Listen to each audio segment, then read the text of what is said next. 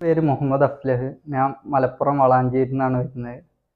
ഞാൻ ഇലക്ട്രോണിക്സിൽ ആദ്യം just basics കാര്യങ്ങളെ എനിക്ക് അറിവുണ്ടായിരുന്നുള്ളൂ. ആദ്യം ഇൻഡക്ഷൻ കുക്കർ, സ്റ്റെബിലൈസർ, അങ്ങനെ ചെറിയ ഡിവൈസസ് റിപ്പയർ ചെയ്തു. അപ്പോൾ എനിക്ക് ഇലക്ട്രോണിക്സ് കുറച്ച് താല്പര്യം തോന്നിയപ്പോൾ ഞാൻ ഇൻവെർട്ടർ, എ സി മേഖലയിൽ യൂട്യൂബിൽ കുറേ സെർച്ച് ചെയ്തിട്ട് പഠിക്കാൻ ശ്രമിച്ചു നോക്കി.